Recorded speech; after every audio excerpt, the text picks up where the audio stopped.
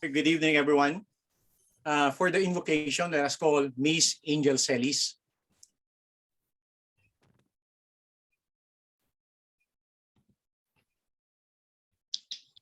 Do we have Angel Celis? Okay, good evening, everyone. Let's join me in my prayer. Let's bow our head and feel the presence of God. In the name of the Father, the Son, of the Holy Spirit, amen.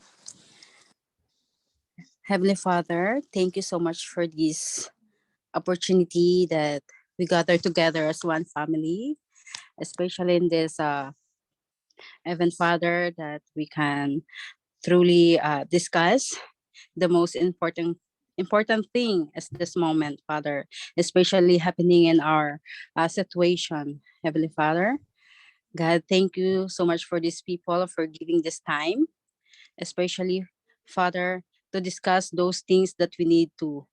Father, despite of those happening throughout the world, especially in our beloved country, Philippines, but still we give time, but still we pursue our goal, especially to do the better things in our life, especially doing this kind of event, Father.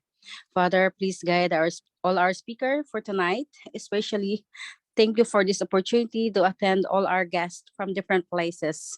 Father, be with us, especially to enlighten the heart of our speaker, to enlighten the heart of our guests, to enlighten of our brothers and sisters who attend this kind of activities. Father, be with us, especially thank you so much for this opportunity, for your love and care, for your protection and guidance. And especially, Father, those people who experience these calamities this time, please guide everyone, Father, those people who are truly suffering for those situation happening right now. Father, be with us, especially in our heart, to share this uh, kind of event that we can truly be with our brothers and sisters. Father, be with us. God, Heavenly Parents, Jesus, be with us, our brothers and sisters. Thank you so much for your protection and guidance. Amen. Amen. So isang maganda at mapagpalang gabi po sa inyong lahat. Sa ating pinagkakapitagang mga panauhin, sa mga sumusuporta at sa bumubuo ng International Lecture Series, at sa ating panauhing pandangal, isang maalab na pagbati at pasasalamat sa inyo pong pagdalo sa ikawalong pagtitipon natin ngayong gabi.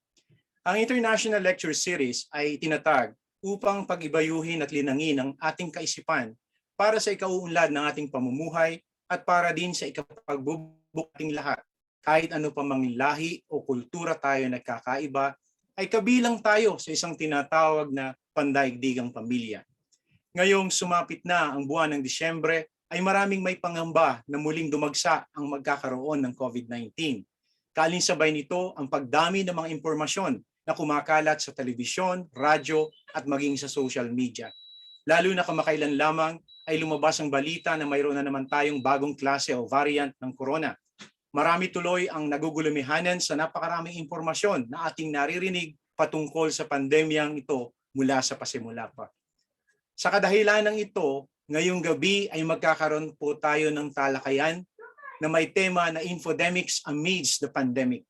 Nag-imbita po tayo ng isang dalubhasa sa larangan ng medisina at siyensya upang bigyan tayo ng kaliwanagan at tamang impormasyon ukol sa pandemyang ating nararanasan simula noong Disyembre taong 2019 hanggang sa kasalukuyan.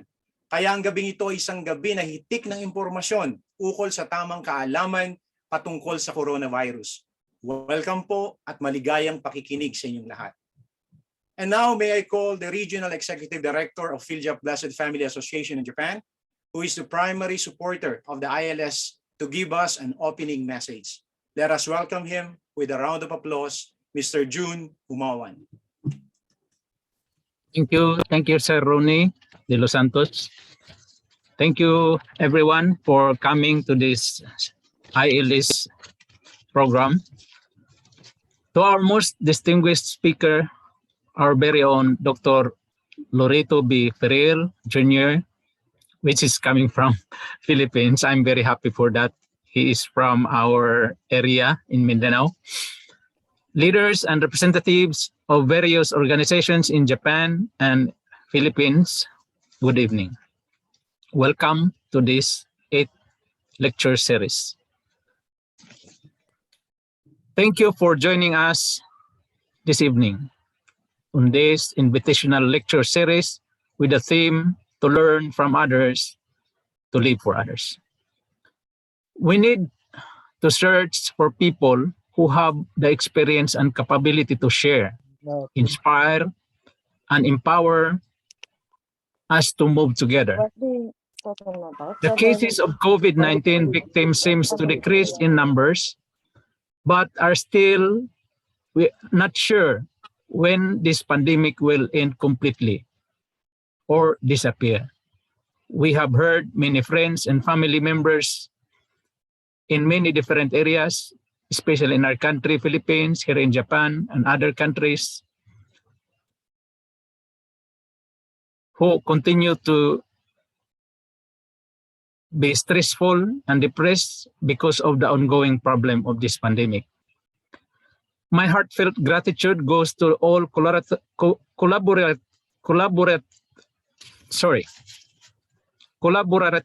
individuals and organizations who continue to support in this noble endeavor of creating peace by learning from experience and knowledge authorities in the field.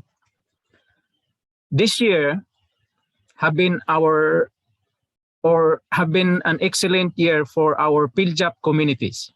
We have supported many various causes and events for peace and nation building. Our advocacies and principles of peace have always been at the head of our visions and efforts.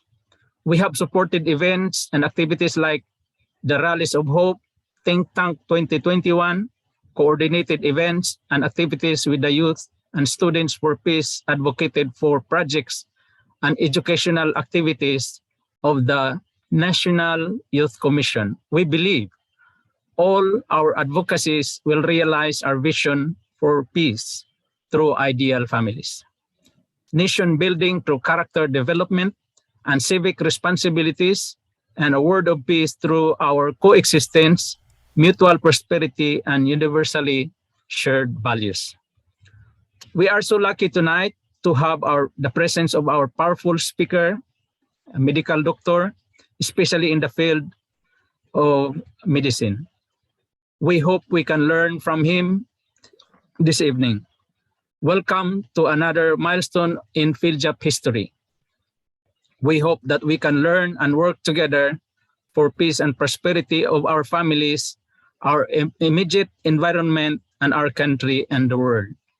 Thank you very much, and a pleasant Merry Christmas po sa ating lahat. Domo arigatou gozaimasu. Thank you so much, Mr. Jun Humawan, for the message. At ngayon po ay dumako na po tayo sa ating talakayan. Ang ating panauhin na tagapagsalita ngayong gabi ay ating pong kababayan na nagmula sa San Miguel, Surigao del Sur, sa isla ng Mindanao, sa ating bansang Pilipinas. Siya po ay isang doktor sa larangan ng medisina at filosofiya. Hindi ko na po ilalahad pa ang kanyang kredensyal sapagkat sa haba po ng kanyang pinagdaanang pag-aaral at nakamit ng mga parangal ay baka po kapusin ang ating oras sa gabing ito. Tanging ang kanyang kasalukuyang estado sa buhay ang akin pong babanggitin. Siya ay isang Senior Assistant Professor sa Faculty of Medicine, School of Medicine, Fukuoka University sa kasalukuyan. At siya rin ang presidente ng Filipinos and Friends in Fukuoka. Hindi ko na po patatagalin pa, atin na pong tawagin ang ating panauhing pandangal. Let us give him a very warm welcome, Dr. Dr Feril Jr. Welcome, sir. Thank you. Thank you.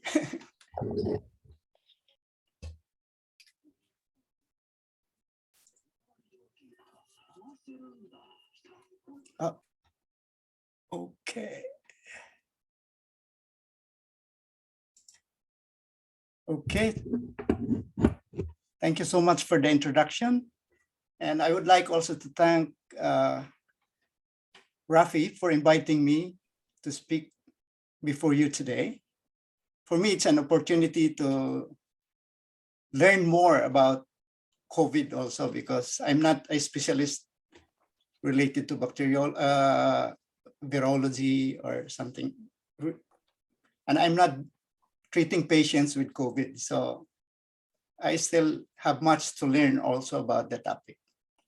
Anyway, how can I share my slides? Go ahead. Oh. Okay.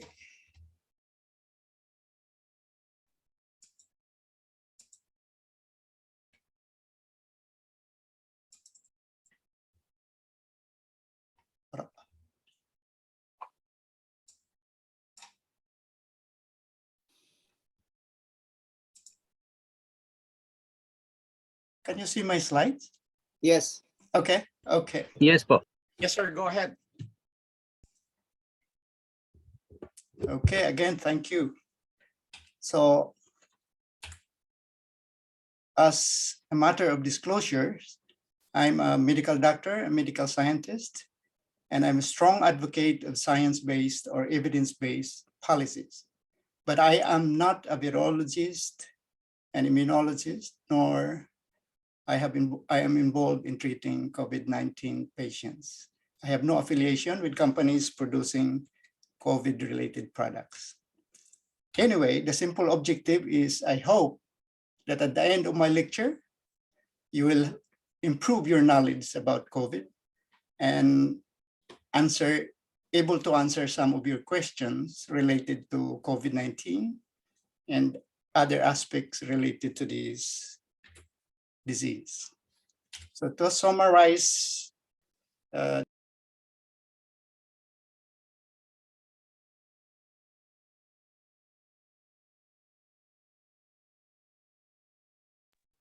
Sorry, Brad Roy, paki-unmute ni Sir Feril.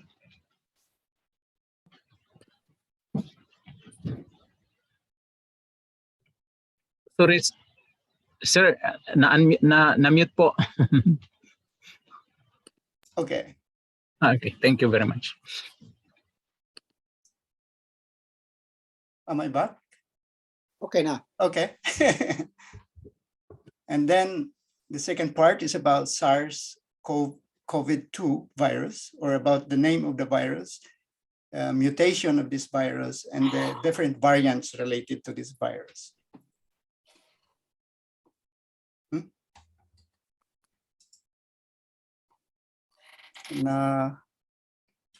Okay. Next is about COVID-19 and the pandemic, COVID-19 vaccines, and especially the misinformations about this vaccine. Then therapeutics based on medical studies so far, and then current COVID-19 situation, comparing the Philippines and Japan. And then the last part is the big question: where does it go from here? So what is an infodemic? So in any situation wherein there is excessive amount of information, the information itself is becoming a problem more than the issue itself, which is the COVID in this case. So because there's so much information about COVID, as you can see here, if you search COVID-19 in Google, it will give you a more than 4.6 billion items in Google alone. And then also in Yahoo, similar, and also in Microsoft, other search engine, for example. So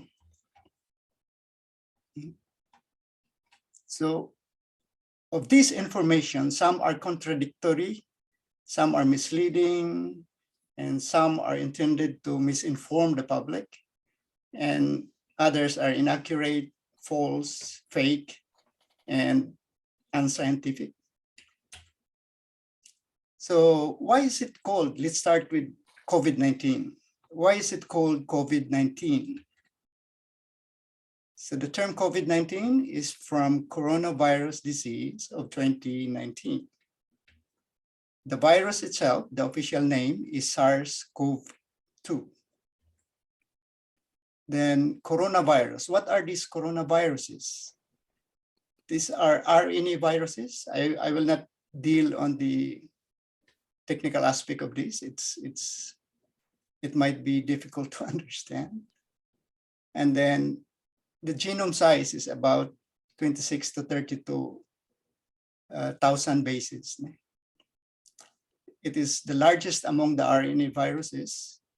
And the common illnesses caused by these viruses, some of the common colds, yung sipon, some of those are caused by coronaviruses. And then the famous ones are the SARS, MERS, and of course, the COVID-19. So what are viruses and how small are they? So these are examples of viruses that infect human. So there are viruses that infect other animals, plants, but these are just few. There are actually thousands of viruses. So as you can see, the sizes are varied, the shapes. How small are they? For example, SARS, which COVID-19 belongs to, is about 120 nanometer. What is a nanometer? If you have a ruler, this part here is 1 centimeter. And if you have 1 centimeter divided by 10 million, one part of that is 1 nanometer. So that's how small viruses are. That is why we need a special microscope, not the ordinary microscope, electron microscope, to visualize these viruses. It doesn't look like that. Actually, it looks like this one. So this one is just the artistic presentation or illustration of the virus. So because viruses are invisible, in ancient times, they are the diseases that were caused by viruses were said to be caused by bad wind or air or something, bad spirit, or even a wrath of God. How do viruses replicate? As the virus, a virus itself doesn't replicate by itself. It needs a host, usually a cell.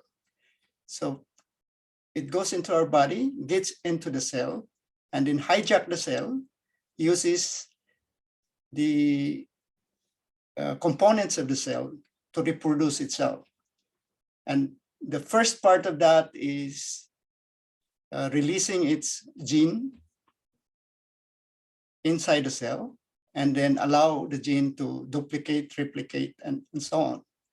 And then eventually forming a new virus. So in one replication, some viruses can produce hundreds of copies, and some even millions of copies. So how do viruses mutate? So during the process of replication, when the virus releases its gene within the cells and starts to duplicate, during the process, there are some mistakes. So error in replication would result to formation of mutant viruses. So the more errors, the more different these new mutant or new variant, we call it variants. For example, different viruses have different speed of mutations. So far, this is the new data that they showed. Influenza virus is known to mutate rapidly. That is why every year we have a new vaccine for influenza. These are newly formulated vaccine given to us every year. So I mean the flu vaccine this year would not be useful if used next year because of the new mutant variants of influenza virus, for example. Fortunately, SARS-CoV-2 is slow in mutating. It's like 4 times lesser, slower than the influenza viruses. So for example, these are the earlier identified variants. At first, they call it from where it originated. For example, the UK variant, the South Africa variant, Brazil variant, and so on. And then eventually, because of the more and more variant coming in, they decided to use Greek alphabet to name this variant. So you have alpha, beta, gamma, delta. But I think we are familiar with delta. These are the 4 variants that were identified as variants of concern, meaning there's a high risk of enhanced severity of the disease that they cause. So what are SARS-CoV-2 variants? Again, these are the 2 famous variants, Delta and Omicron. So far, until yesterday, these are the data that I gathered. Delta has so far about 3 times transmissibility compared to the original COVID virus, while Omicron is 4 to 6 times more transmissible. About the severity, however, Delta was known to be more severe to patient than the original, but Omicron is low in disease severity. Vaccines so far are less effective to the new variants. This is recent data about Omicron. Omicron was found to replicate 70 times more than the original virus along the upper respiratory tract and along the respiratory tract, I mean. But that is why this is, it results to high transmissibility, while it is 10 times less efficient in replicating within the lungs. This is a good news because it will result in less severe disease. In fact, based on the South African data, patients with Omicron variants are 90% less likely to be hospitalized. In year 2018, I was invited to give a graduation speech in Mindanao State University. During that speech, I emphasized the significance of online system for medical care and other systems in the society. And I mentioned in that speech about epidemic, because as a medical scientist, I know that it's only a matter of time before we get a pandemic. And after that speech, more than a year, a little more than a year, we already have this pandemic.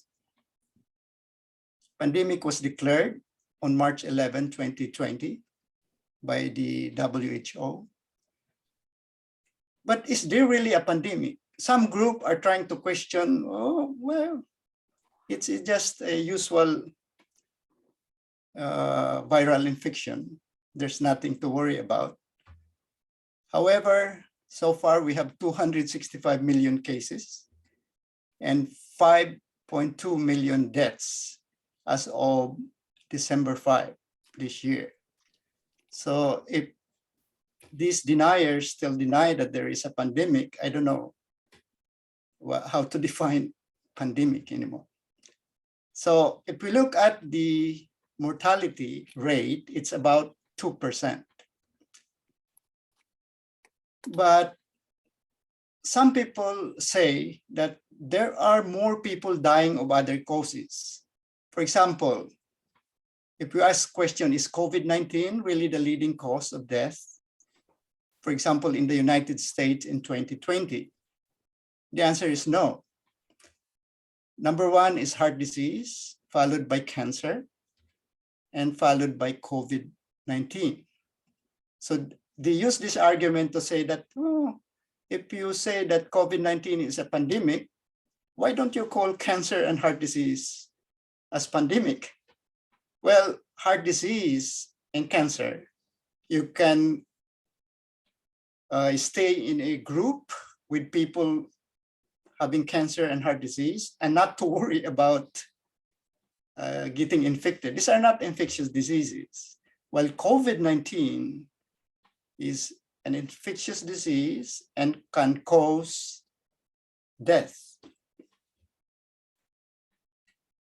And besides, as we have observed so far, some of our health facilities were overwhelmed, meaning at the existing resources that we have, like hospital facilities that we have, the respirator, for example, or ventilators that we have, with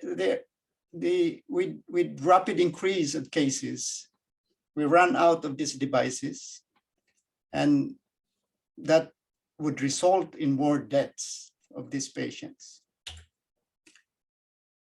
What if we didn't do anything and just agree with this group that there's no pandemic, just relax, go on with your life? Okay, the global population today is about 7.9 billion. And remember that fatality rate is 2% with COVID.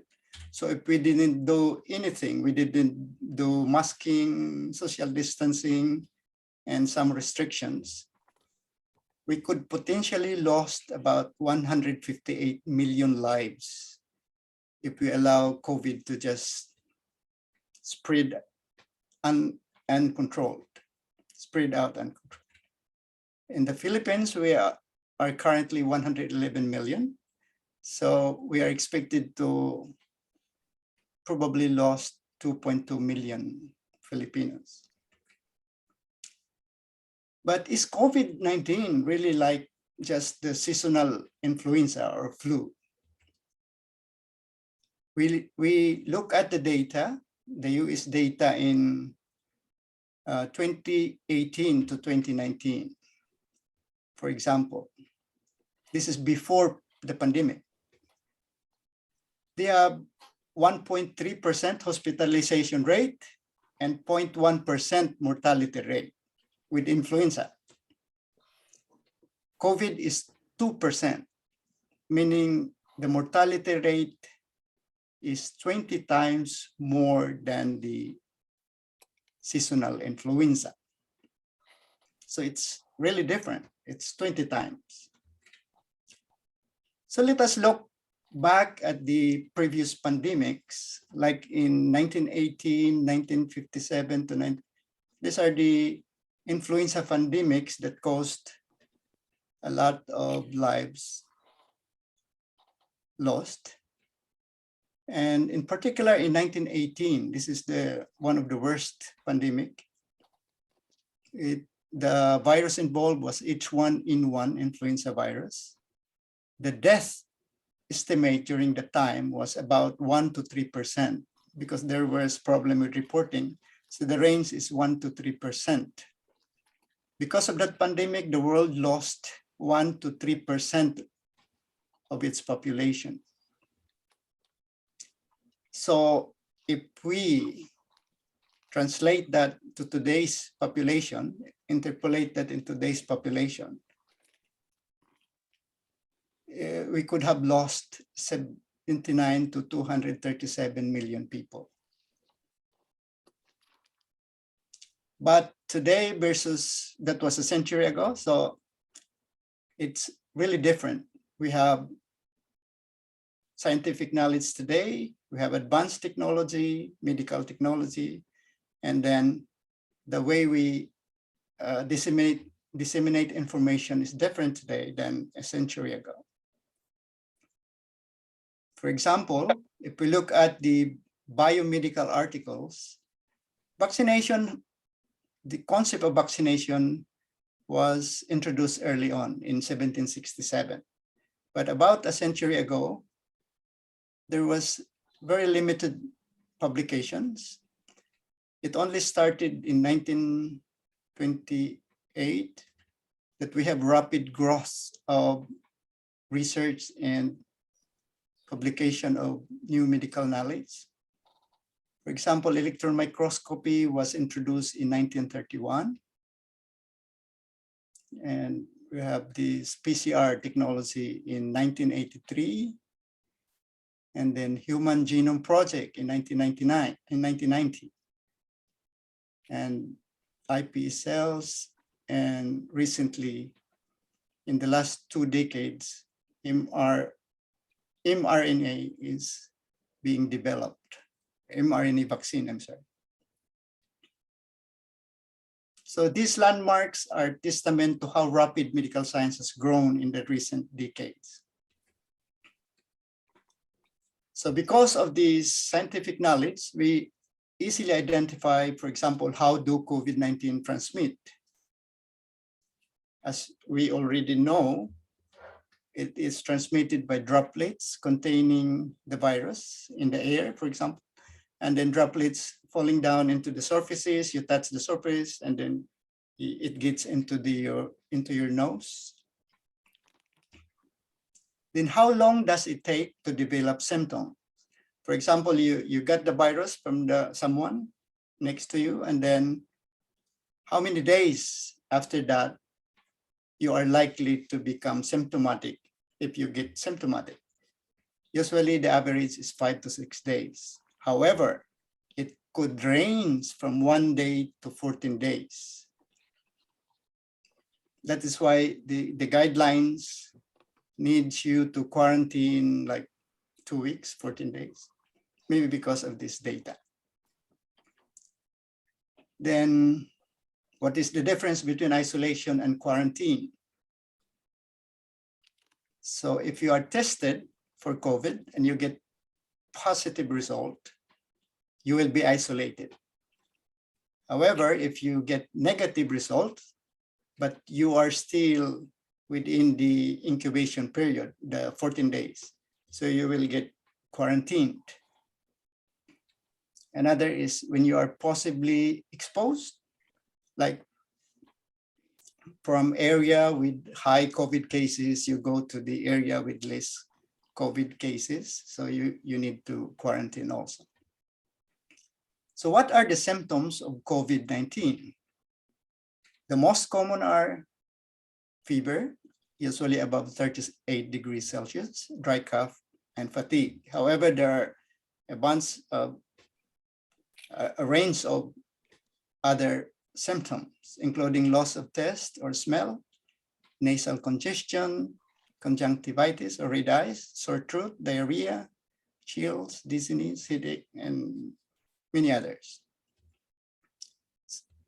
In severe cases, the most common symptoms are shortness of breath, loss of appetite, confusion, persistent pain in the chest, and then high-grade fever or high temperature, usually above 38 degrees Celsius. Other symptoms include these things: irritability, reduced consciousness, anxiety, depression, sleep disorder, neurological complications also has been reported. Then how can I prevent COVID-19? I think we are all familiar with this one. Social distancing, wearing mask, avoid gathering, washing your hands regularly, get vaccinated, and if you are in a close area with other people, try to improve ventilation of the room. And then when you cough, try to cover your mouth. And then, of course, seek medical help whenever you are feeling unhealthy or you feel sick. You have to do this not only for yourself, but for your family, your friends, and the whole community. So what test should you get to see if you have COVID-19? We are familiar with polymerase chain reaction or PCR test. This is a molecular test. The process is amplifying the viral genetic material. That is why even if you have a very small presence of the virus, because it's being amplified, it can the test can detect the presence of that small amount of virus. So the accuracy is very high. It's up to almost 99%. And another one is rapid antigen test or rapid diagnostic test, RDT. It detects the viral protein antigen. So it does not amplify anything. So you need a more amount of the virus. It's cheaper than PCR, but less accurate. It's about 70+%. So what test should I get to see if I have protection against COVID-19? Like you have been infected or you have been immunized, to know whether you have a good level of protection, what you need to have is COVID-19 antibody test. Vaccines, okay. So what are the types of vaccines? So these are the traditional ones. What they do is they multiply the virus itself, and then they weaken the virus and use it as a vaccine. The other one is you kill the virus and then you use it as vaccine. And there are other methods also. Use part of the pathogen or use the toxin, inactivate the toxin and use it as a vaccine. However, for the J&J, for example, Johnson & Johnson and AstraZeneca, they use vector virus type. So they use genetic code of the COVID-19 virus and use another harmless virus to become the vaccine, to immunize you or to inoculate you. While the Pfizer and Moderna uses the mRNA vaccine. So what are the vaccines approved for COVID-19? These are some of the list, and two of these are the mRNA vaccines. Is mRNA vaccine a vaccine? Some scientists, or claiming to be scientists, said that mRNA vaccine is not a vaccine. Why? Because it did not, according to them, it was not made according to the standard that was set before. I don't know. But for me, the science is clear. mRNA is a vaccine. mRNA vaccine is a vaccine because it works properly in stimulating your body, your immune system, to produce antibody against the virus. The method is new, but it is a vaccine. So how mRNA COVID-19 vaccines work? There are several infographics available in CDC page or WHO page. These are very simple, but can easily be understood. So I think it's good to have this kind of infographics. So are COVID-19 vaccines effective? So far, before the Delta variant, in the US, this is in the US data, most of the deaths due to coronavirus are people who were unvaccinated, 99.2%. Among the vaccinated, only 0.8% of those deaths. So that's the scientific facts.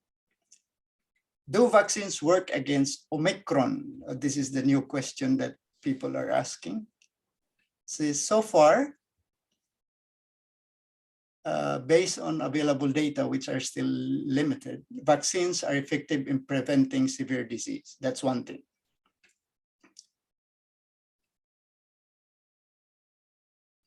And then some people are afraid of the vaccine because they said that mRNA vaccine was rushed without adequate research.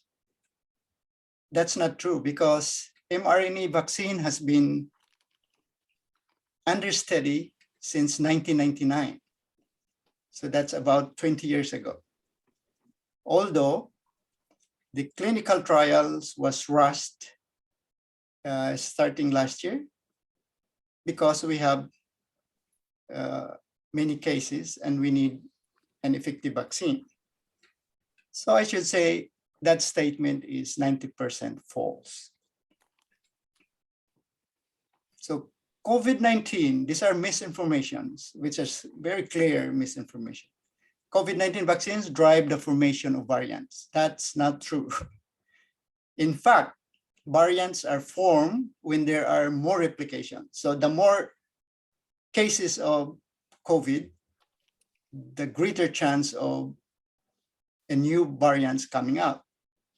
So if there are increased vaccinations, decline of cases, so the lesser chance of having new variants. So this is no. Vaccines have microchips according to some group. This is ridiculous, false. Vaccines could make you magnetic.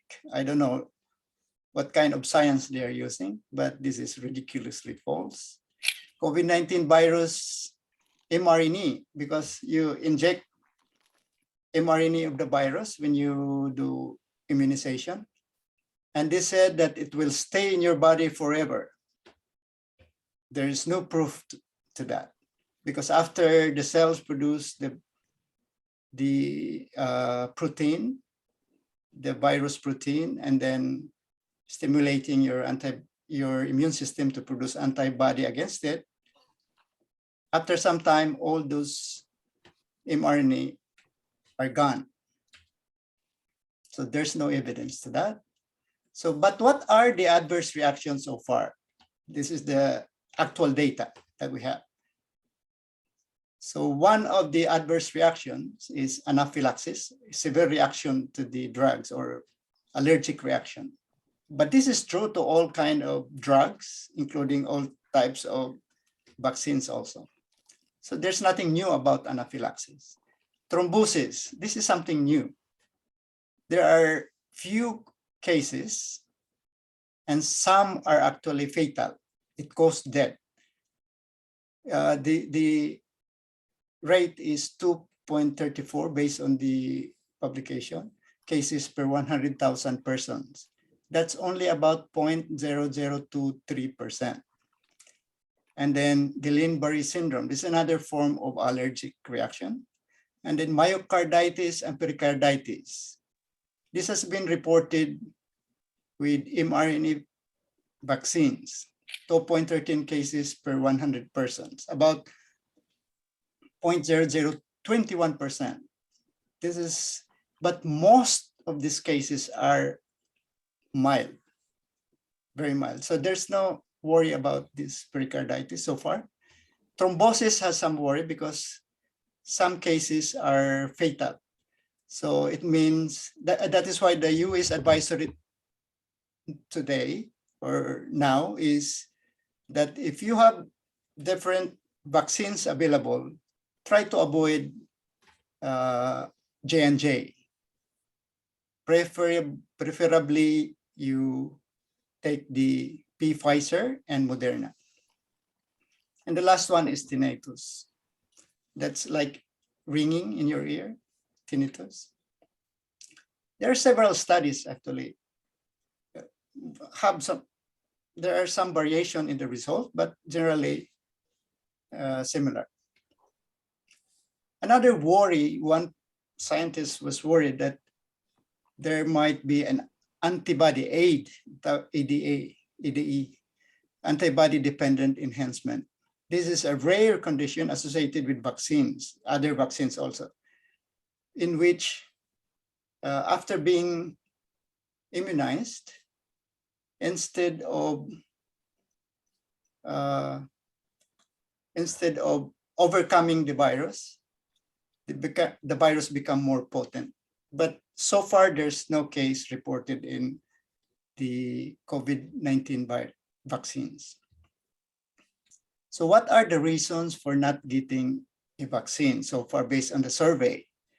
They cited like concern about the side effects, distrust of the vaccine, opting to wait and see approach, then thinking that others need it more than them, or I don't know. But for me, one of the reasons are fear of needles.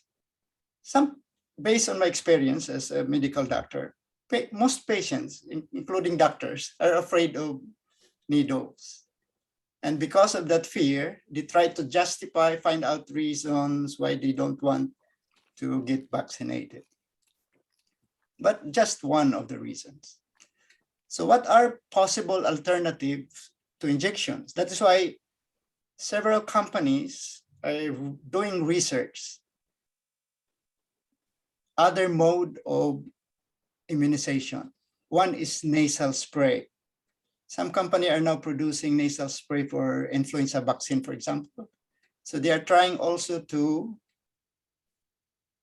do it with COVID-19 vaccines. There's an ongoing study on this one.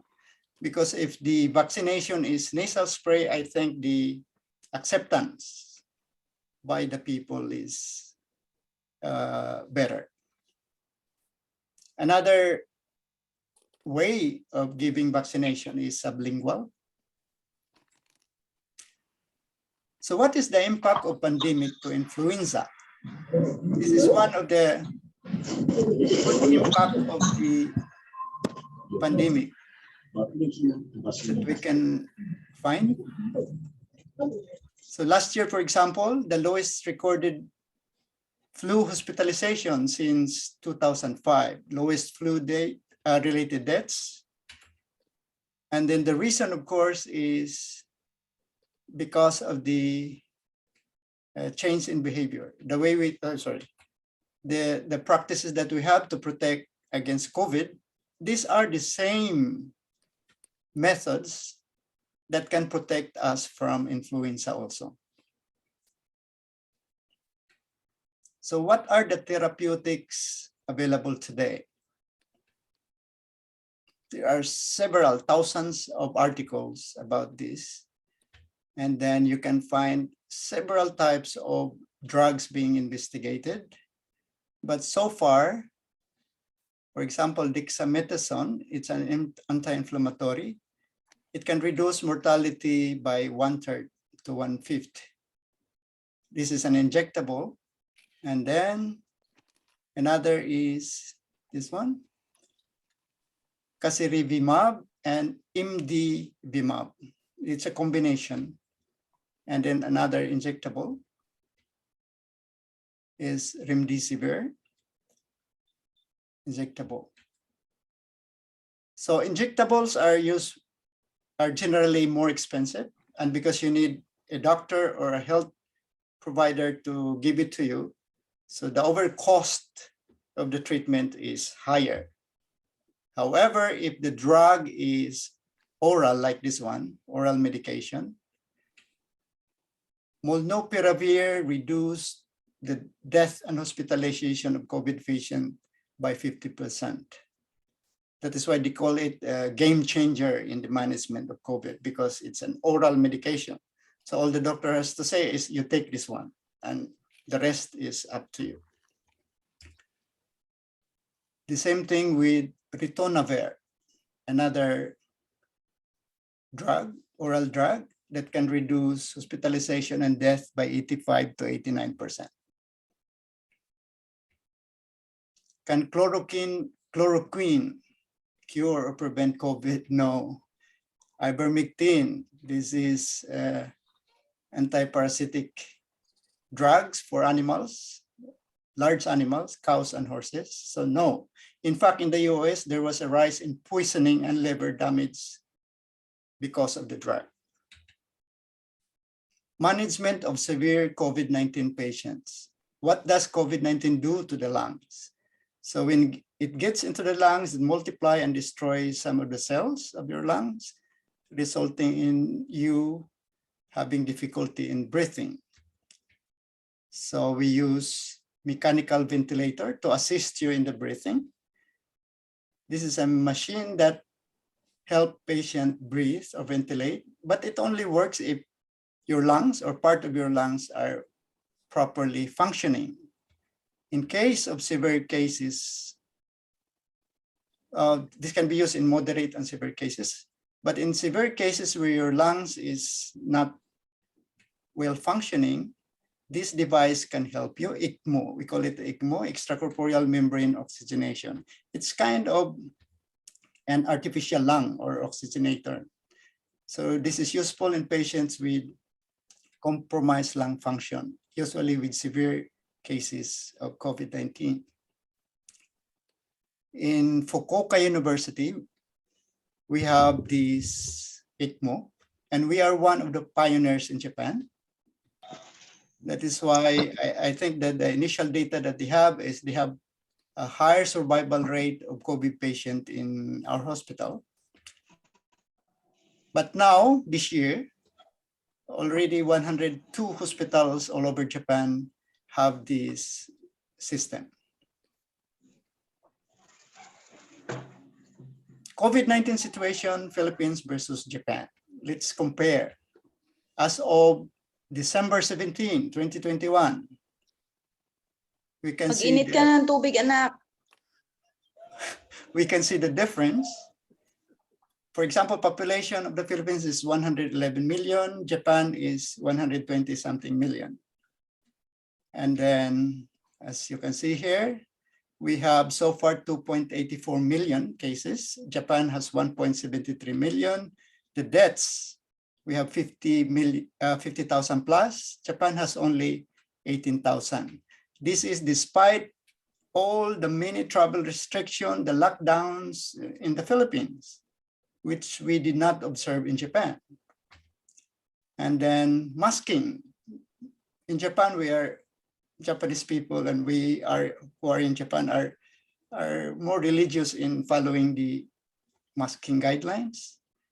In the Philippines, some are doing it right, some are not. Hygiene, Japanese people are, I think, more hygienic than some of us in the Philippines. And then social distancing, I think Japanese people are more observant of these guidelines. No mass gathering, I think it did happen in the Philippines and also in Japan. Reliance on official information. This is important because most of Japanese are really relying on the official guidelines or what the advice of the health professionals. In the Philippines, some are not doing it. Financial support, both countries have offered financial support to the public or to the population. Another difference is that in the Philippines, we have more joint family or extended family households than in Japan, which are often nuclear family. And then we have the dormitory types in urban cities. In Japan, most, for example, students are living alone in an apartment. So this might help reduce transmission, I mean in Japan than in the Philippines. Another recent issue is that Japanese have this factor X, why few people died of COVID in Japan, or the mortality rate is lower in Japan. Most Japanese, I think 60% have HLA A24. This is a genetic gene, which is less common among Americans than Japanese. But with regards to Filipinos, I'm not sure about our status with SLA, but I believe we are comparable with Japan than with the US. Again, it's important that we have balanced diet, adequate vitamins, vitamin C and vitamin D, adequate sleep, regular exercise. This will keep us healthy and have a robust immune system. Proper hygiene, washing of hands regularly and properly. Bathing in Japan is usually done before going to bed. Some of us in the Philippines, they are doing it only in the morning. And then when they go home in the evening, they just go to bed without taking a bath. I think this is a bad practice also. So others, you have increased fluid intake, water, tea, avoid alcoholic beverages. Chewing gum, there's a study that if you chew gum, you are less likely to develop or to get infected with COVID or any viral infection actually. Then stem inhalation, some group try to promote this one, but there's a risk of scalding. So if properly done, it might help, but be careful with burns or scalding. Hot bath. Hot bath is known to promote our immune system, usually 41 degrees to 44 degrees Celsius, 10 to 20 minutes. Where does it go from here? So if we can put the pandemic under control, the next step is deal with the endemic COVID-19. I don't believe that COVID-19 will just be gone and nothing will happen after that. It will stay. But if we control the pandemic or the spread of the disease, for example, we increase vaccination, we'll end up with a lower number of cases of COVID-19. So it becomes endemic. We call it endemic. And then with the rise of Omicron, I believe that this will become the dominant strain. But fortunately, it's less deadly. So I think we can, our hospitals or our health system can deal with it. And then vaccination every year. So as new variants comes out, annual vaccination might become required. And then, of course, a new formula of the vaccine will be produced every year. And then deal with pockets of outbreaks from now and then new drugs will be developed. How to manage information during a pandemic. WHO has come up with guidelines on how to manage this one. This is downloadable from the WHO webpage. And then during a pandemic, we always get a lot of information from the mainstream media, social media, politicians, religious leaders, influencers, pseudoscientists, or even scientists with different beliefs, and then conspiracy theorists also. I'm not saying that you dismiss all of them, but try to see if what they are saying is in accordance with the scientific evidence. To be safe, I believe you should know who to trust on matters related to health. Your medical doctor, the health authorities in the Philippines Department of Health, the WHO, the CDC, because these guidelines are actually agreed upon by a great majority of specialists, 99%, I should say. During a pandemic, it is important that you get the right information from the right sources. Future pandemic in the Philippines, are we ready?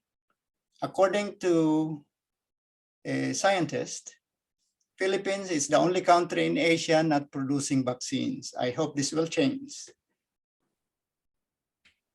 And then, are we scientifically minded in the Philippines? Philippines in 2019 has the lowest among 58 countries in math and science. It's sad, but it's the result. Global assessment. Science literacy. I always believe that the degree of our conviction to science determines our level of maturity as intelligent beings. The slides is available in my homepage. If you go to ferilism.com, you click on that site, or you can directly access my YouTube. It's available in my YouTube account. Thank you and Merry Christmas. If you have a question, I'd love to answer, or if I cannot answer, I will do research for you. Okay, thank you so much, Dr. Loreto Feril, for a very informative presentation. Actually, you have explained it well. And we are fortunate to attend this lecture because as an ordinary people, we had no knowledge about these things. We just rely mostly on social media.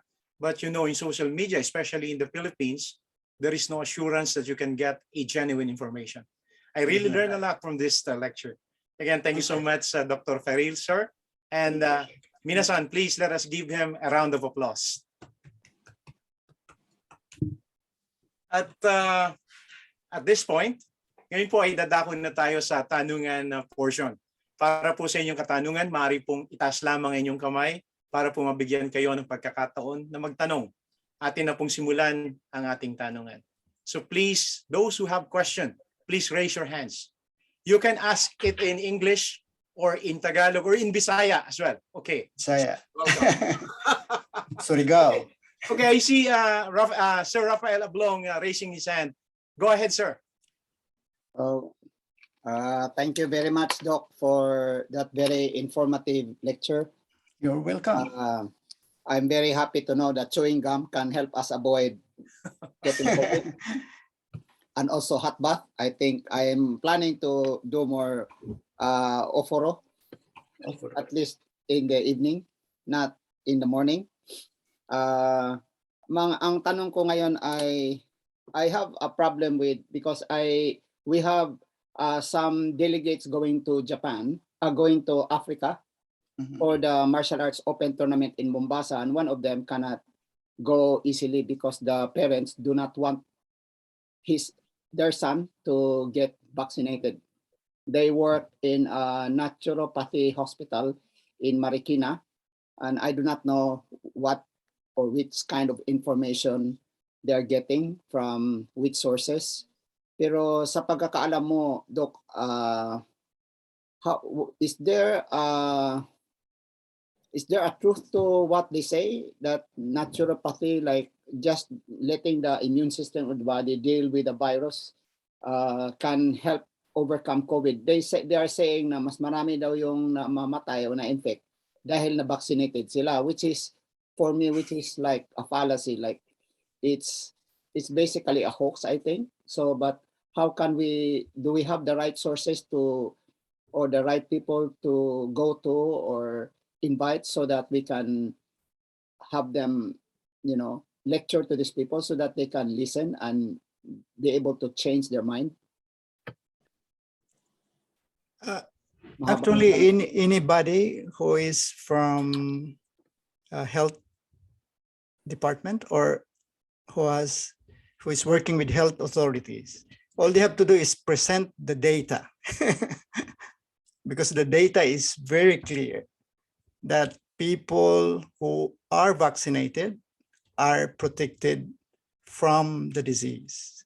And people, like in the US now, they call it like another wave of cases of the unvaccinated people, because most of the cases are involving the unvaccinated people. So I don't know why they cannot see the data. All you have to do is look at the data, and it's very clear actually. So you can invite someone from the Department of Health if it's in the Philippines, or someone who is involved in research about COVID-19. Actually, any doctor who is, who are interested in medical research. can look at the data and decide for themselves. Thank you, Doc. Just one follow-up. I do not know if you know if these people can be, how do you say it, can be compelled to get the vaccine. The only compulsion, the only what's this? The only way for them to be, vaccinated is for them to be, I don't know if we call it force, because right now the medical schools are not letting in, the schools are not letting anybody inside the campus without getting vaccinated. But like this family that I know, they don't want their children to be vaccinated. So their children are struggling against their parents, So is there a law that will compel these kinds of people to get vaccinated? Actually, it's a very complicated issue. In the US, for example, there's a big debate about protecting your rights, your decision for yourself to be vaccinated or not. The problem is not getting a vaccine would involve the other people around you or the whole community. That is why legally, I believe that the government has the right to impose mandate for vaccination. But before the mandate, I think the government should put efforts to inform the public, to convince the public to get vaccinated, and then the mandate becomes unnecessary. That's the best situation or scenario. You just inform the public, you try to convince them using the data or the scientific evidence that you have. And then if people gets vaccinated, like in Japan, we have a very high vaccination rate now in Japan because people are voluntarily getting the vaccines without being forced to be vaccinated. There's no mandate in Japan because people in Japan listens to the science. They understand, I don't know if they understand the science, but they listen to the expert, to the medical scientist, and then they follow the advisory. That's the ideal case. Because mandate would, you will always get opposition to those mandates. Because some people don't like to be, what do you call it? They don't want you to trample on their human rights, they call it. I don't know if it does involve human rights, but of course we have human rights, but we have also responsibility to the society and to the community. So it's a balance between responsibility and freedom or rights.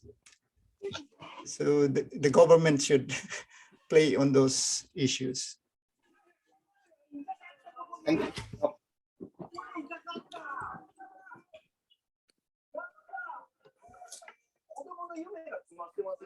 That's all I have to ask. Ronnie, back to you.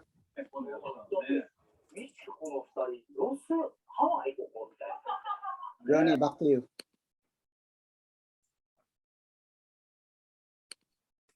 You're on mute, Brother Ronnie. Sorry.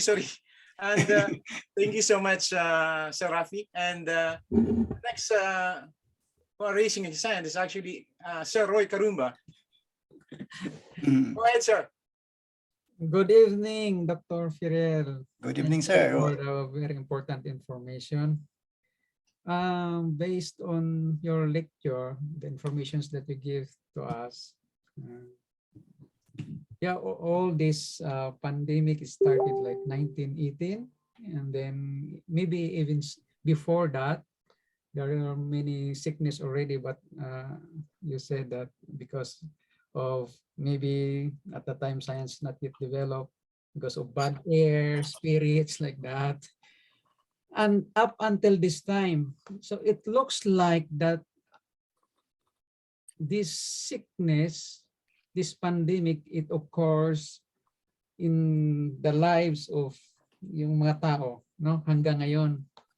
Like, it become like part of our life. It is parang naging sickness is like natural already. In your opinion, is sickness become natural in our life like that?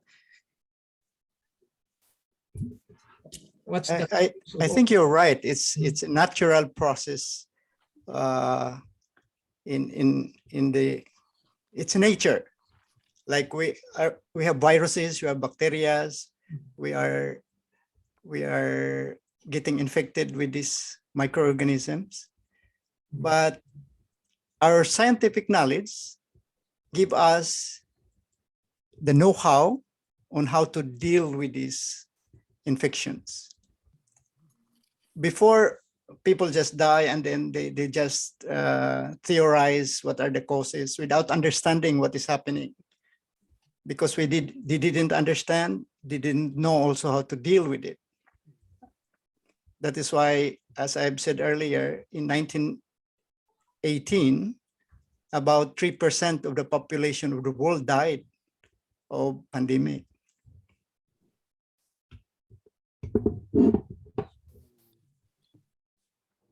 So we have sickness is part of our life now. I So, think as a follow-up, uh, you said infodemic. After this, after we are vaccinated, we deal with this virus. Every year there will be a new. We should be vaccinated. So is it tantamount to say that we should continuously do social distancing, do masking like that? I think if we increase our vaccination rate, we might be able to reduce the number of cases. So social distancing, masking, and other measures may only be required when there are outbreaks. Like for example, influenza. Have you heard of influenza outbreaks? We have measles outbreak. Because these are viruses that continue to linger in our society. So influenza, for example, even if we get vaccinated every year, not all of us, because some are not vaccinated, and vaccination also does not guarantee 100%. So even if you are vaccinated, only like 70% are covered, 30% gets the virus. So because of those susceptible individuals and those not vaccinated, this virus continue to move from one person to another in a very small number of cases. So in that case, it's manageable, although we still get few deaths, but our medical care system, healthcare system is capable of handling all these cases. So we always minimize the mortality or the deaths of these cases. So I think it becomes like influenza. So we get vaccinated, and because the virus continue to mutate, we have to reformulate our vaccine. In fact, one company already announced that they are formulating vaccine for Omicron, and they said that it would be available by next year. So with that, a new vaccine will be available next year. That might also require us to get one of the shoots. And it is also possible, remember that we have fear of needles. That is why some people don't get vaccinated. You take the risk when you don't want to get the vaccine. But it's a balance. Ne? So it is possible that we will develop a new type of vaccine that doesn't require injection, maybe nasal spray. Or we can combine all those vaccines. For example, in one vaccination next year, one vial contains influenza vaccine and at the same time, COVID-19 vaccine. So one injection, good for two viruses. That's for influenza and COVID. So the company is always thinking of that one, that they can convince people to get vaccinated. The healthcare system also, or the health authorities that we have. Thank you. Is that You're all? welcome. Thank you, Sir Roy Karumba, for the question. I saw a question here in our chat box from Glenn Lapaan, Tokushima. I don't know if you answered it already, Dr. Feril, no? But I will No, answer it. no, which one? There are cases of fully vaccinated people Okay. who got COVID for the second and third time. How is this Mhm. possible when they should have been protected? COVID for the second and third Second time? and third time. There are cases in the Philippines like that. They are vaccinated, and then they had again contracted the COVID virus the second, or I think there is a third time. I don't think I'm not sure about that. COVID vaccine or the available vaccine that we have does not cover everyone. It's not always 100%. There's no such vaccine that would provide protection 100%. There are few cases. It depends on the immune system of the person. It depends on the immune response of the person to the vaccine. So I don't know why there are always like that, but it's always the case. There are always few cases. That is why it's not 100%, but it is. That's why the guidelines is if it protects 50%, it's good enough. But so far we are able to this vaccine we're able to protect 90+%. So, but it's not 100, of course. So you can still see from time to time few cases of breakthrough infection. We call it breakthrough infections.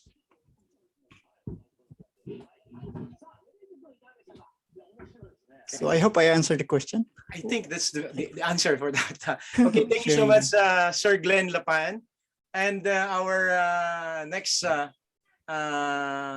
who raised his hand is actually Sir Baltubalya. Sir, go ahead, sir. Hello, sir. Good evening, everyone. I'm from Nagoya. Good evening, sir. Hello, good evening. My question is about people who doubt about vaccination. Okay. There are a lot of people who are just wait and see because they don't know what's the effect after 1 or 2 years like this.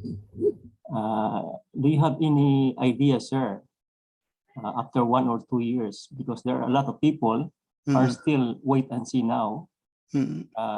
Vaccination started maybe wala pa yatang 1 year, no? 1 year na ba?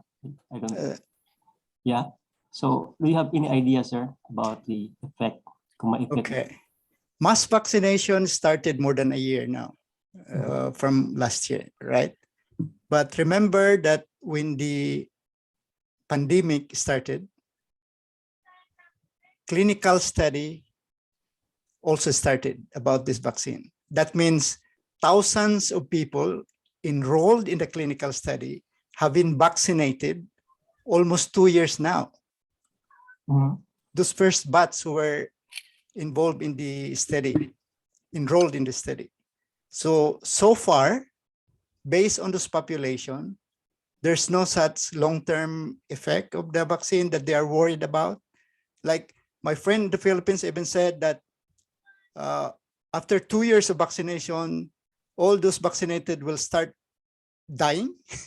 Yeah. That is why some of my other friends were angry to that guy. Why would you say that? I'm vaccinated. Are you saying that I will die after 2 years or something?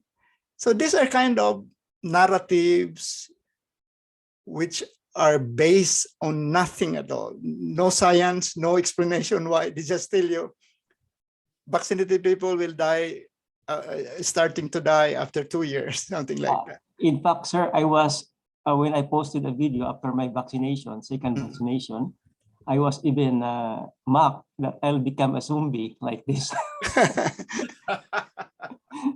I get a lot of questions from my acquaintances in the Philippines. uh, similar to that. And most of these, I just give them the data and let them decide for themselves. Because sometimes I argue, but I'm tired of arguing with them. So I just give them the data and it's up to you. I care for you, that's why I give you this data, but it's up to you. It's your right to decide for yourself. So, sir, ibig sabihin na after 2, 3 years, 4 years like this, Mm. you cannot see any effect like this after 4 years, 5 years ba ganun? You mean long-term effect of the Yeah, vaccine? long-term effect, yeah. I don't think so. Based on the data, there's no such thing as late effect so far. What Mm. we have, the data now is about 2 years pa lang, no? How about 5 years ganun? It's very unlikely because Really? remember that after about 6 months, Mhm. the immune response is going down. So that means whatever is the reaction in your body because of the vaccine is almost gone after several months. Oh. So one said that it will stay in your body. If it stays in your body, then you should be protected forever. But it's not happening. In fact, after 3 months, your antibodies start to go down, but your protection level may remain useful or beneficial to you even after 1 year. It's going down, but it's still capable of like making your disease milder than having no vaccination at all. Thank you, sir. You're welcome. Thank you, sir. Again, Sir Rafael Ablong is raising his hand. Okay, go ahead, sir. Thank you, Doc. I got vaccinated last August. I Okay. didn't get any side effects. I didn't get any, fever. Mhm. Thanks to my favorite ginger tea. Mhm. But I got different kinds of body pains. Okay. Muscle pain, throat pain, stomach ache, toothache. Now I'm only left with tinnitus. And I just, I think I've read somewhere in your slide presentation Yeah, that tinnitus is one of the side effects. And there were cases reported. Yes. it really bothers me a lot, especially when I sleep or when I'm alone. I can hear my heartbeat. But Mhm. when I start, standing or reading or moving around, it disappears. Do you know if this is curable, or if this is curable, do you know how long it will take for this kind of side effect to disappear? Most of tinnitus or tinnitus are not curable. So if it gets into you, usually it stays forever. It gets worse. Sometimes it gets milder. But in case of COVID vaccine-induced tinnitus, there were cases reporting that after some time it gets better or it's not so becoming a problem to them. So it most likely it will stay forever. Oh my But goodness. there is a possibility that it gets better. Okay, thank you, Doc, for putting me in danger. But it's not dangerous. It's just give you some discomfort. I have my tinnitus also, but it's manageable. So if you cannot sleep, I usually advise my patient to have relaxing music. So it tries to cover the tinnitus. You listen to music instead to your tinnitus. I actually boiled 2 pieces of bananas and drink the whole liquid. And then it helps me sleep, but doesn't help me with the tinnitus. It doesn't help you. Yeah, you're right. Anyway, I think it is bearable. I just hope it disappears and it will not get worse. I hope that your prediction or your advice will not, your idea will not happen to me. I hope the worst case scenario will not happen. Thank you, Doc. Thank you. No Thank you. problem. Anytime. Thank you, Sir Rafi. Before I read again the follow-up questions of Glenn Lapaan, Sir, I just want, in relation to Sir Tubalya's question to you, it's a, I think it's a follow-up question, ano? Because in Japan, especially in Japan, the young people, young Japanese people, they are afraid of having vaccination. They said they have having second thoughts because they said for young Japanese, they have a long side effects or long-term side effects after that. They are afraid of that actually. Is that true or not? You mean the fever and then the I don't think swelling? that's they are talking of, like, for example, for women and for girls, they cannot have babies later on like that. That's false. That's false. That's false. False. Yeah, I forgot to mention that because it was also highlighted in the WHO advisory. Yes. That some people say that after getting the vaccine, you become infertile. So Yes. that's totally false. Totally false. Because the data shows that among the vaccinated and the unvaccinated who later got pregnant, there's no difference. So the data is clear about that. It's good to hear that. Very Sir. clear. Thank you so much, sir. Because we already have billions of vaccination, right? Yes. So you can easily look at the data of those people who got vaccinated and those who did not undergo vaccination. And then you can extrapolate from those groups, like among these women of the same age, you can easily compare that if you have thousands of population and then look at how many of them got pregnant, how many of them on the other group got pregnant. And the data shows no difference. Good to hear that, sir. Thank you so much, sir.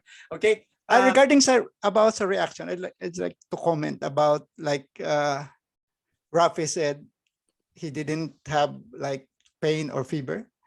Actually, based on the data, the more you have fever, the more you have swelling, the higher is your antibody level, meaning your protection is better if you have reaction to the vaccine.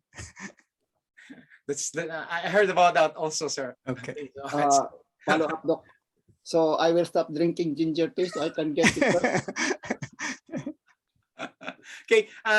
From Glenn Lapan, he said, with COVID mutations going on and different vaccines coming out, what would happen to our immune system then?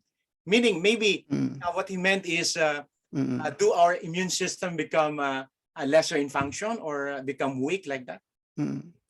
That's why it's important to remain healthy. We should have all the basic health practices, healthy practices like adequate sleep, regular exercise, balanced diet, everything. Because our immune system continue to function. Every day we are exposed to bacteria, viruses that doesn't cause disease.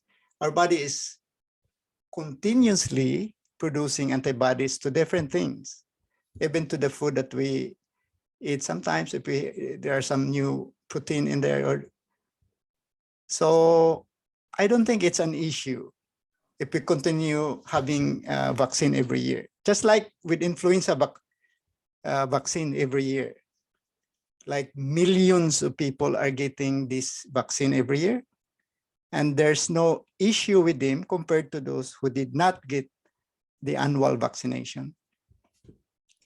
So you mean to say, sir, that the vaccine had no cannot weaken the immune system? The immune system. You're right. You're right. So it's good to hear that, sir. Thank you so much. So do we have any more questions? So can I call a volunteer? So before that, I'm the one who can I ask questions, sir? With regards to the recent study here in Japan, I saw it in the social media. I don't know if it is true or not. They said that there are experiments that they had done here in Japan that the Omicron, the new variant of Corona, is much longer stay in the air. It's like an airborne. Is it true or not? It becomes an airborne. I'm not Longer. aware of that study, but what I'm aware of is that Omicron, when it gets into your air passages before the lungs, it rapidly multiplies, quickly multiplies. In fact, it's 70 times more efficient in multiplying compared to the original SARS-CoV-2, the original variant. So it means that it gets easily, because it's in the passages, right? So when you talk, when you sing in karaoke, when you shout, or when you cough, when you sneeze, you will spread more viruses. So it means the viral load in your droplets, is much higher than the other variants. So it means even in small droplets, you have more virus in there than the other variants. So that is why it's reasonable to say that it stays longer in the air. Because smaller droplets stays longer in the air than the bigger droplets. So for example, when you cough, there are different sizes of droplets in there. You cannot see some of them because they are small. The bigger droplets goes down immediately. So if the viral load is low, it means that most of them goes down. The smaller droplet has almost no virus, so it's usually stays in the air, but it's safer. But with Omicron, even the small droplets has more viruses in it. They become more infective and it stays longer in the air. I think it's reasonable, scientifically speaking. Thank you, sir. I see Sir Jas Mariano. Are you raising your hand? Sir Jas Mariano, are you there? Yes, mute ko muna. Okay. Go ahead, sir. Good evening, Dr. Feril. Hello, good evening, sir. My question is all about this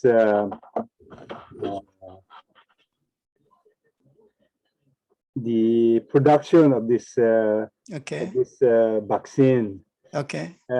Why is it that some countries, for example, like Japan, are being depend on the, say, for example, in particular to the vaccine of being made by the big pharmas? Why they cannot make their own antidote for this kind of disease, or how do you call it? This kind of virus. Okay. Like in the Philippines, for example, the controversial doctor that's been trying to promote his discoveries, but it's all being denied by the Department of Health. Excuse me, Department of Health. Yeah, right. What is your idea or opinion about this kind of thing that's going on or practicing in some countries that can produce actually their own their own antidotes for the virus? Actually, when it comes to medicines, vaccines, or viral drugs, the standard is very strict about that. We have to undergo like several series of clinical trials. We start with phase 1, phase 2, phase 3 to make sure that it is safe and effective. So you need longer and lot of resources to do that. So the US has already established, these companies have already established systems that they can do it rapidly. And then Japan is developing vaccine actually. I don't know when it gets available, but most likely if, for example, yearly vaccination becomes required, I'm sure Japan will will do that, will produce its own vaccine for COVID. Regarding the research in the Philippines, there are several doctors claiming in social media or in televisions that they have discovered something. But if you look at their data and how they do it, it's far from being acceptable to the present standard of medical research. And then they goes into the media, and then the media buys into the story and then blame the government for not allowing the newly discovered treatment or medication. That's, I don't know. For me in medical science, I know that what they're doing is not good because it compromises the standard of the study itself or the our research community, and then it also impacts the effort of the government to provide adequate or reliable information to the public. Thank you, sir. Did I answer your question? I'm sorry. I'm partly convinced, I should say, to that statement. But although we are not engaged in medical profession or but still we ourselves are also trying to make research of our own in many informations. I think, of course, I believe that this kind of medicine must pass through some rigid examination in order that to avoid some kind of negative effects to those patients. I believe in that too. Actually, the government is partly to blame in this one. Like, for example, if somebody is like doing research and then has the passion for doing medical research, only that he didn't do it or she didn't do it right, the government should have provided assistance to this kind of individuals,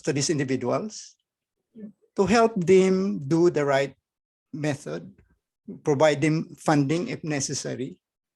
Like in Japan, if you have an idea to do research, you give it to the government, to the Mumbushu, and then Mumbushu will give you the funding. I did that several times before, requesting funding for my research, and I was granted.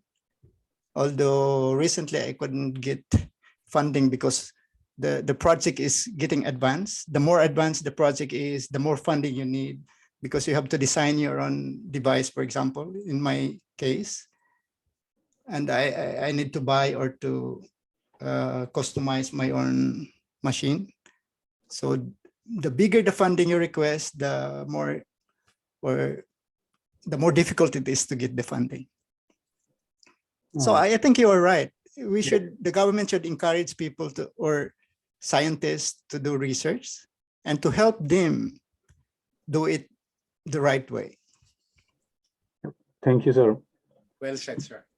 Okay. I think this will be the last questions. Can I call Dr. Alan Cadano to give your question? Dr. Alan Cadano. Ronnie, you're so foolish to me.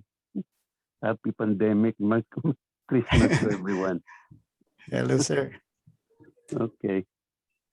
My question is actually more on a philosophical way, on the law of cause and effect.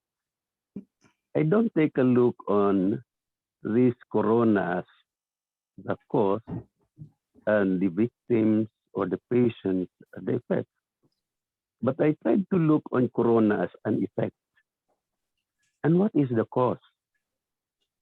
And on my basic elementary studies through social media, newspapers, Googles, etc., it could be a man-made and technologically an effect also of misused technologies. Even a kind of, I don't know if it is really a fact or a confirmed one, that there are Chinese scientists from Harvard University, and when they go home, they went back to China, and they were there in Wuhan, and seemingly the corona starts from Wuhan. So what is really the cause of that virus? This is what I'm trying to take a look on the background of kind of study. What can you say about that, sir?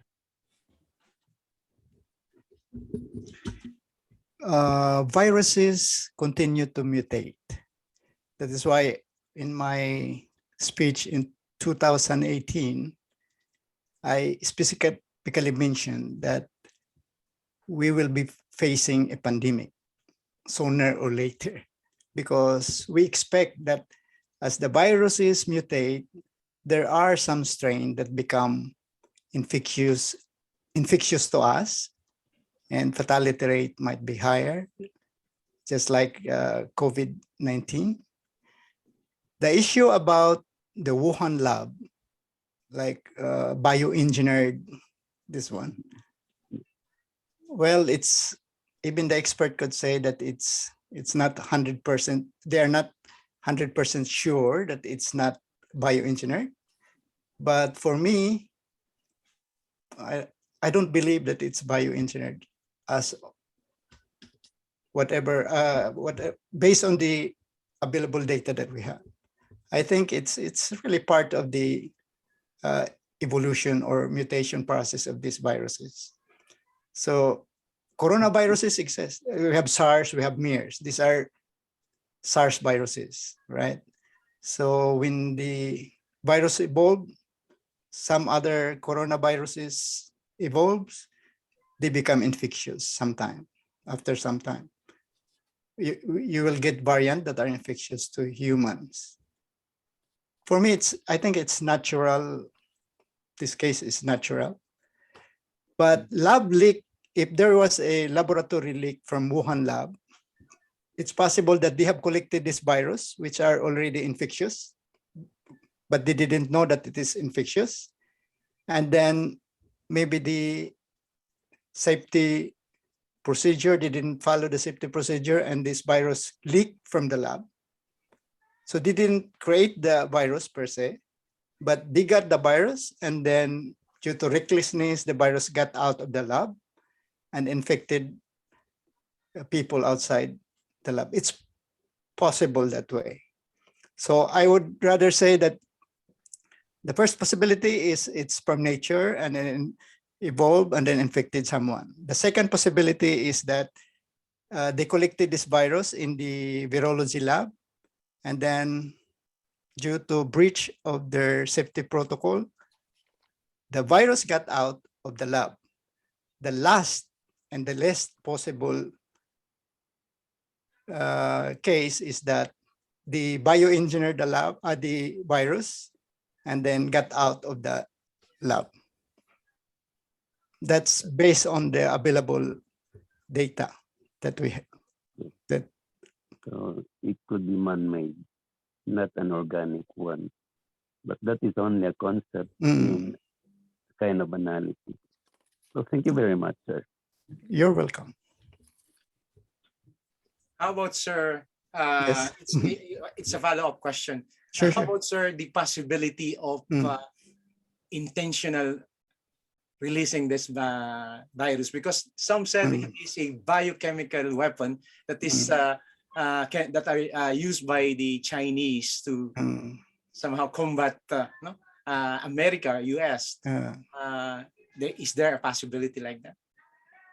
Well, it's more political question, so it's beyond my expertise. So this okay, so I think this will be the end of our question and answer portion because we have no time. But I know there are so many want to ask their questions. If you have more questions, please write it in the chat box, or maybe you can send it to our facilitator so that they can ask that maybe to Dr. Feril. Okay? So now,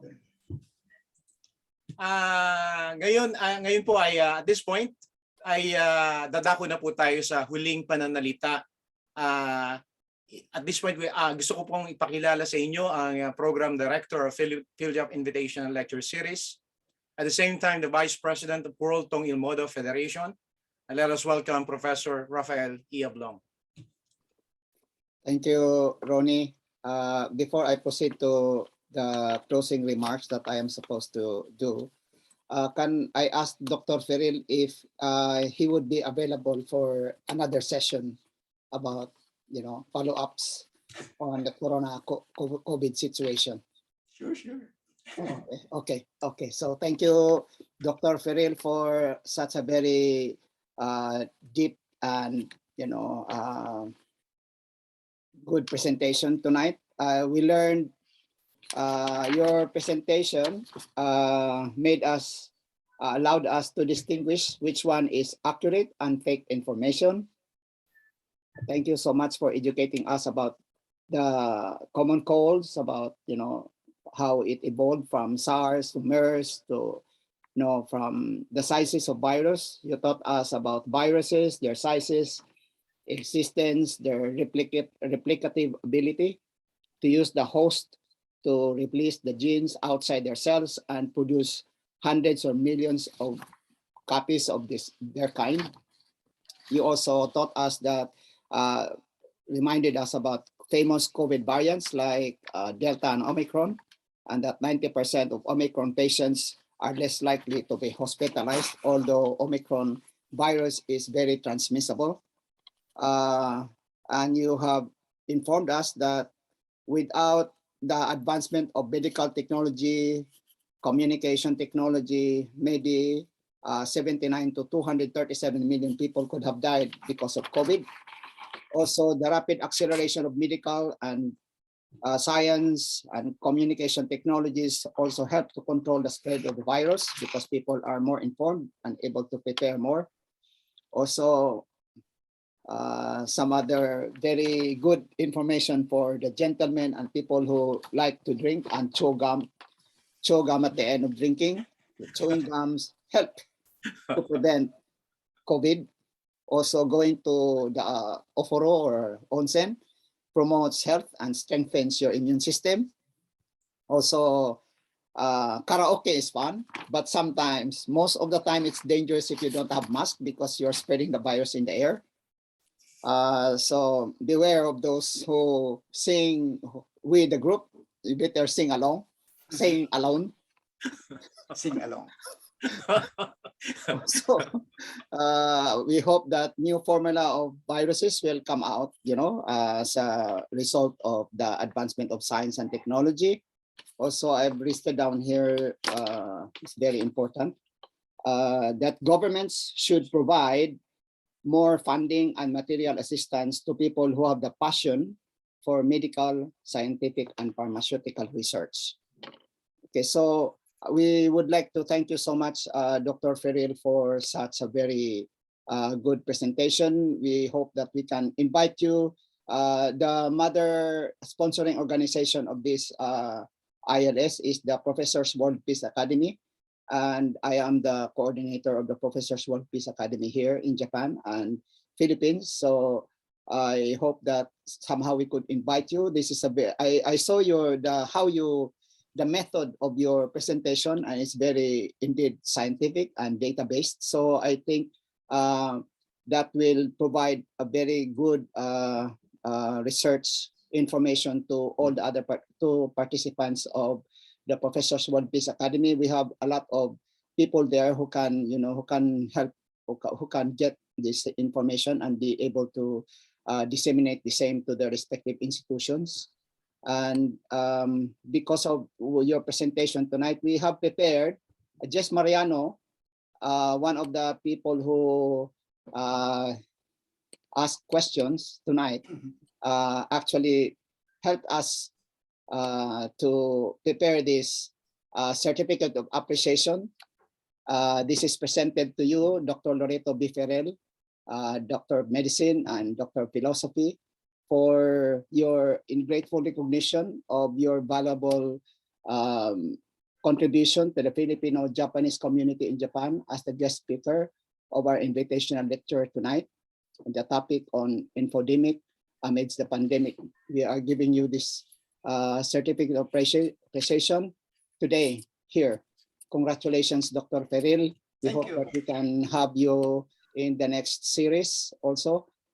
Also, I would like to take this opportunity to thank the chairman of the Professors World Peace Academy, who is not around tonight because of the previous engagement. He is now talking to a group of young people who are celebrating their Christmas. Dr. Halog is the chairman of the Professors World Peace Academy, and Dr. Binos Agustin, who is the concurrent Executive Vice President and Secretary General of the Wonton and Modi Federation, is in Africa for the Mombasa tournament. He serves as the president of PWPA, and he is extending his congratulations to you tonight. Thank you to all the people who are making this ILS possible, especially to our Executive Director of PhilJap, Engineer Jun Humawan, and also our Sir Roy Karumba of the PhilJap Education Department, Sir Brian Dirihe, our Secretary General of PhilJap, for technical direction and support, and for our very enigmatic, very charismatic, and very good Tagalog speaking MC, Ronnie De Los Santos, the PhilJap leader of Nagano, and also the presence of our Dr. Alan Cadano, who serves as a very good consultant for our PhilJap community. We thank you. We give our deepest thanks to all the leaders and members of the different organizations who are here, especially PhilJap, the United Federations Filipinos for Peace and Advancement, led by Kuya Dante, who is not with us tonight because of his engagement with another group. The International Family Association of Hiroshima, represented by the person who gave us the opening prayer, Angel Celis, the relative of Ka Eric Celis, the rebel attorney who held very bombastic speech last time during our talk, his talk. So thank you so much, everybody, for being with us tonight. I would like to re-emphasize the point of this ILS is to get more people in the field to educate us about the present situation, whatever it is that affects our reality in Japan. Also, we would like to invite our speakers, especially Dr. Feril, Dr. Cabresos, our Dr. Wako Asato from Kyoto University, and all those people we have invited in the past to be able to speak to our audience at the PWPA or the Universal Peace Federation Conference. We thank you so much again, everybody. And any announcement by the Roy to end this program? Sir Roy Karumba, you have any announcement? So far, so far, our announcement is for the youth, our youth, but it will happen next year on May. We are planning to have a massive cleanup drive, supported by. We are planning to collaborate it with the city government of Tsu and Susoka. We have initial communications already with those people who are connected to the government and the school. So I hope we can get the support to support our young people who will do massive cleanup drive sa beach ng Mieken. But that will be next year on May. Very far. Still very far. Okay. Yeah, Dr. Feril is also the concurrent president of the Filipinos and Friends in Fukuoka. And it's a very active organization. I am one of his members and I help, but I promise to be more active in the group and follow his advice. Please. So back to you, Ronnie. Okay, thank you, Sir Rafi. Actually, again, isang karangalan po na maging panauhin namin kayo ngayong gabi, Dr. Feril. You have gave us so much information regarding coronavirus, and I think this will help us in our daily life, especially here in Japan. Okay? And kung wala na po tayong announcement, dito na po nagtatapos ang ating katalakayan ngayong gabing ito sa ating mga panauhin, sa ating panauhing tagapagsalita, at sa inyo pong lahat na nagbigay ng inyong oras sa gabing ito. Maraming salamat po. Sumainyo po ang tunay na diwa ng kapasuhan. Maligayang Pasko po at isang mapayapa, mapagpalang bagong taon sa lahat. Magandang gabi at mabuhay po tayong lahat. Thank you very much. Mag-take tayo ng picture. Somebody take picture. Okay. Actually, nag-take na ako ng picture kanina. Please open your Baka your video. kanina 36 tayo kanina, ngayon konti na lang. So I will pass the pictures to Dr. Feril. Kasi I took a picture of 38 people already. So Okay. now we are 29. So Okay, Merry Christmas sa lahat. Okay, Merry Christmas. Thank you, Sir. Merry Christmas po. Thank you so much po, sir. sa lahat. Salamat po, Dr. Feril. Okay, Thank you, sir. Thank you, Mas. God bless everyone. Thank you so much. Maligayang Pasko po sa inyong lahat. Very good message. Thank you, Sir Ronnie. Merry Christmas, everyone. Sino yan? Christmas. Merry Christmas! May nagtakuban. Thank you, Benny. Oh, we Salamat, have Alan, our field job medical doctor. Oh, Janet. Is Dr. Janet there? Dr. Janet is already there? Yeah, Dr. Tomomi Matsui. そうそうそう。ね、いなくなった。アテンしてくれとったね。Okay, good thank night, you. everyone. Bye-bye. Good night, everyone. Good night. Thank you. See you Be next sure to time. visit Dr. Feril's YouTube channel, Facebook, Instagram. You can download the documents there. I think I will do that myself because I need to report to some of you. And, you know, this is for everyone's sake. So please visit Dr. Feril's Instagram. We are going to provide you with the link. And also, if that is okay, Doc. No problem. Yeah, Sure. and then also his YouTube channel where the documents, where his presentation is located. Thank you very much. Please give the link. Salamat. Domo arigatou gozaimasu. Good night. Good Domo night. arigatou gozaimashita. Merry Merry Christmas. Christmas. Merry Christmas. Thank you, Merry thank you, sir. Christmas. Thank you. Thank you. Good night. Good Na